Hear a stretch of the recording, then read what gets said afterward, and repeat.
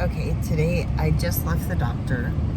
I had a treatment today and I had a appointment with a gynecological oncologist. My oncologist over the study drug wanted to send me to this doctor so that they could find out why I had started menstruating again after I had the biopsies.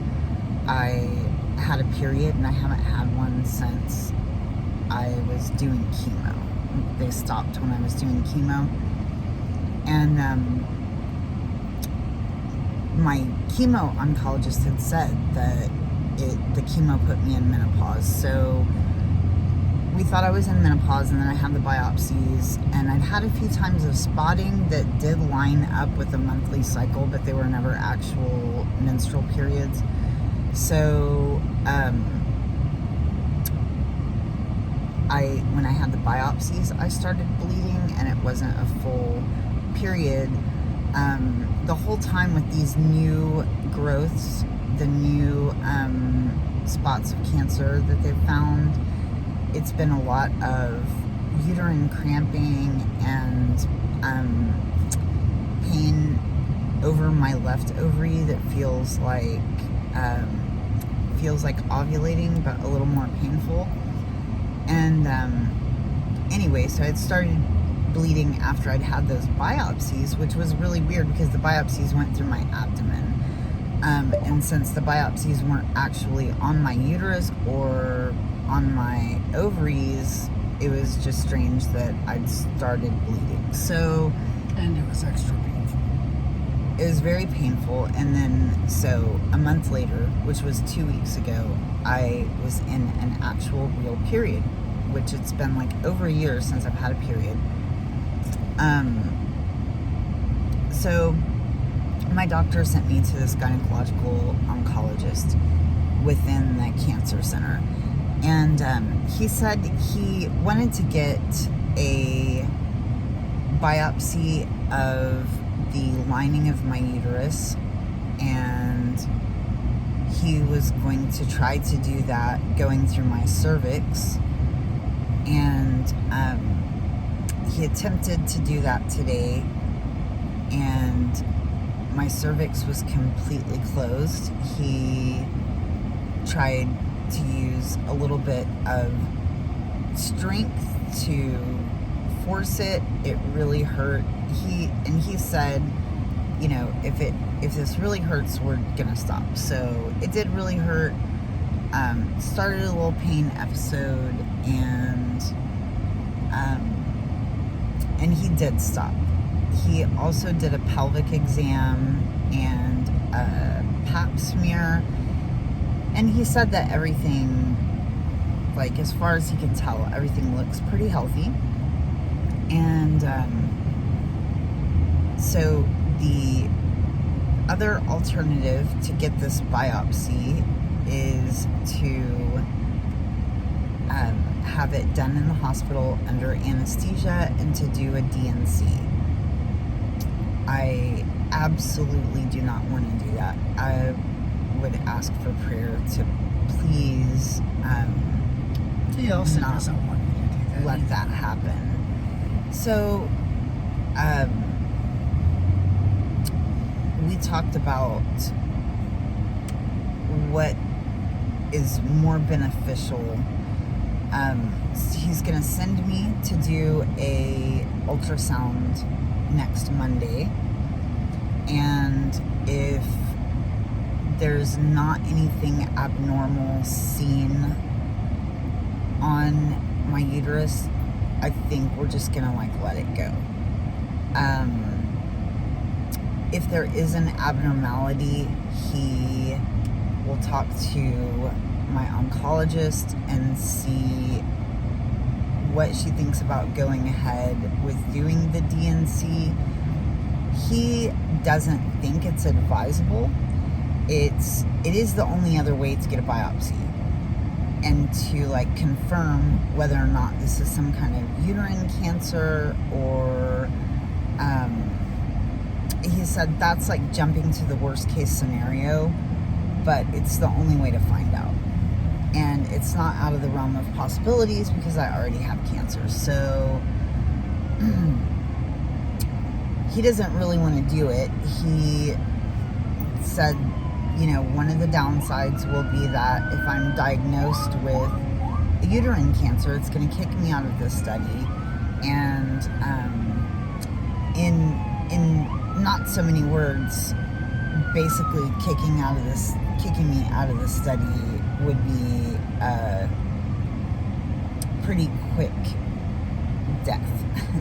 Like, he was saying that the pancreas cancer takes prevalence over whatever else is going on. He said even if it were worst case scenario and I had uterine cancer, that his advice would be uterine cancer is so slow growing that it would be better to solely deal with the pancreas, and if I can make a recovery from the pancreas cancer,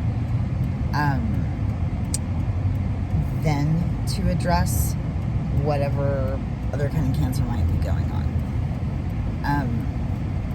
He thought that it were more wise to just focus on the pancreas cancer, and I completely agree with that.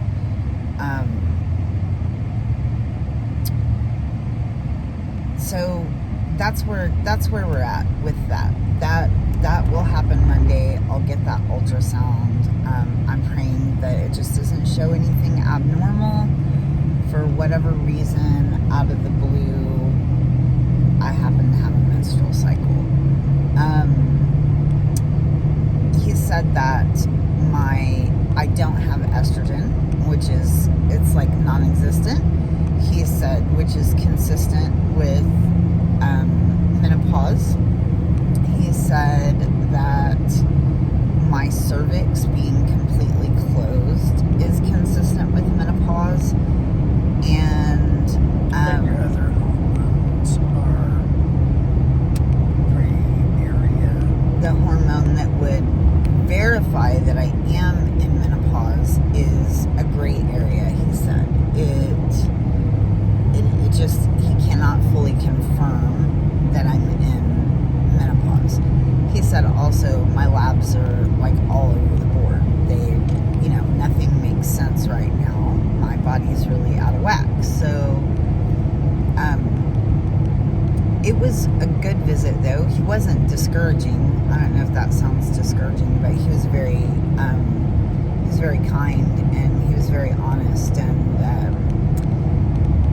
he said that overall, just with his pancreas cancer patients, that he said overall for having pancreas cancer, he said, I gotta tell you, you look great. Like, you look really good. Like, so that was encouraging. And I agree, like other doctors have said that, and nurses and stuff, that I just am not, typical of what we see with like pancreas cancer. So, he shared that he lost some members of his family to pancreas cancer, and how just devastating that it is. And so we got to talk about the Lord preserving me, and so that was really awesome. And then I saw my regular oncologist. I didn't get the results back of the genetics, and I, again, like every time I've been in the office, I've forgotten to ask why we don't just remove these new lesions or nodules or whatever that they found. It just completely keeps escaping me, and honestly, like I don't really want to do any surgeries. I don't want to like put that strain on my body and my immune system. I would rather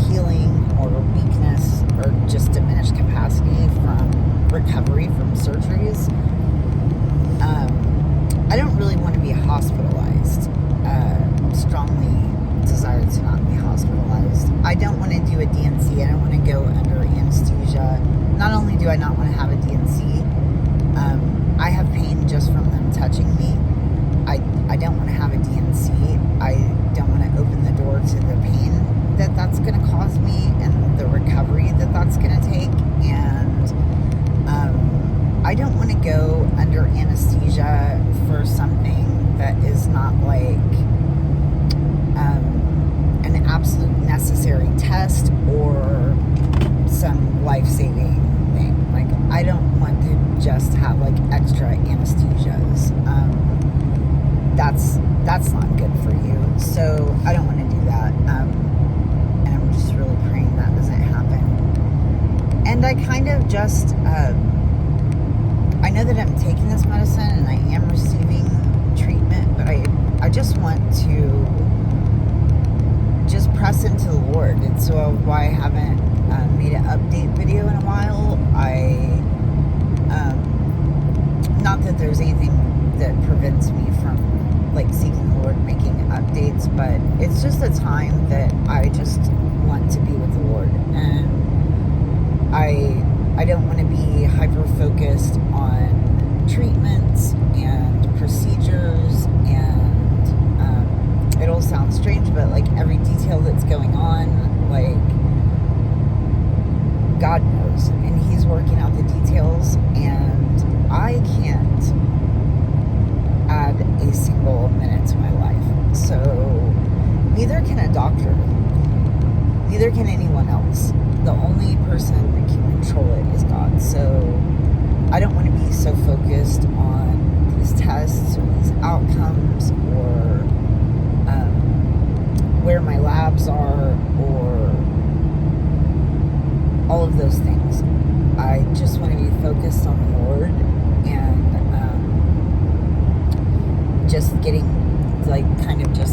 getting through every day right now, and enjoying the blessing of time that God has given me. So